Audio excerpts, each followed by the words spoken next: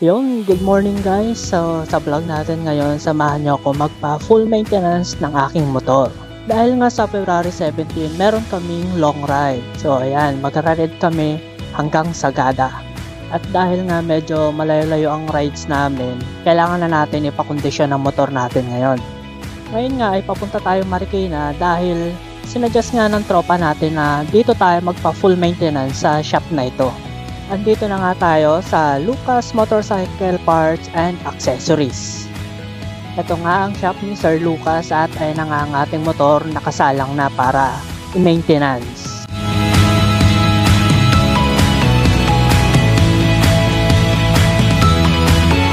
Ito nga ang motor natin, sinisimulan ng kalikutin. At ito naman ang motor ng tropa natin, napaka-pogi. Ito rin pala si Sir Lucas, yung nakaitim. At shoutout din dito sa tropa natin na si JL sa pagsama sa akin dito sa shop ni Sir Lucas. At guys, follow nyo na rin pala yung Facebook page at YouTube channel ni Sir Lucas.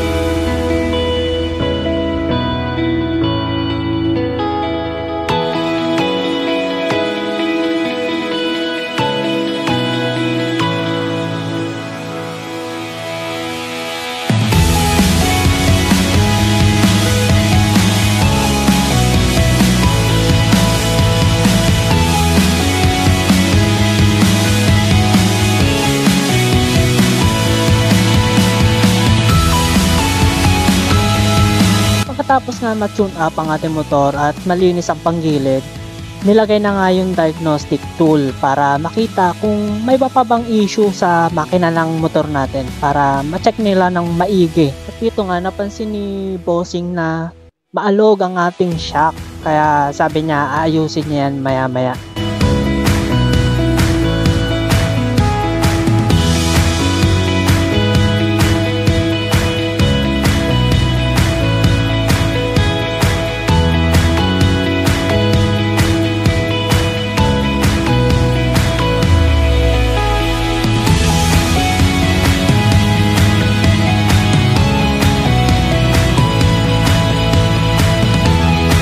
Pinandar na nga ang ating motor, medyo may naririnig na napakaingay sa makina. Hindi namin alam kung saan banda yun, pero nabanggit ko rin na madalas ko siyang naririnig kada unang bukas ng makina ng motor.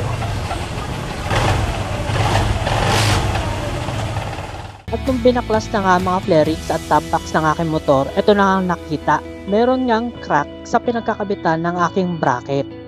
At ito ang dahilan kung bakit nagkaroon niya ng crack.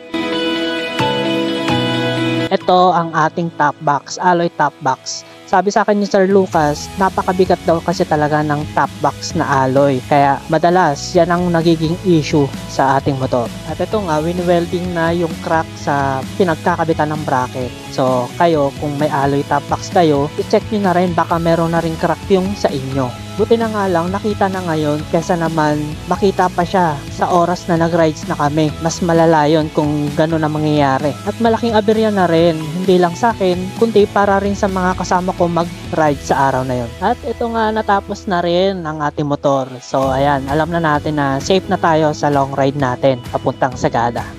So ayun lang guys. So salamat din sa mga mekaniko ni Sir Lucas dahil kahit marami akong tanong at maraming pinagawa sa aking motor, ginawa nyo pa rin na maayos. So nung nakita ko nga, maayos silang lahat gumawa. So recommended ditong shop na ito. Kaya kung malapit lang kayo dito or mga taga Marikina kayo, punta na rin kayo sa shop ni Sir Lucas. Ilalagay ko na lang din pala ang location ng shop ni Sir Lucas para madali nyo siyang mapuntahan. Ayun nga lang guys, salamat sa panonood ninyo at please like and subscribe for more videos.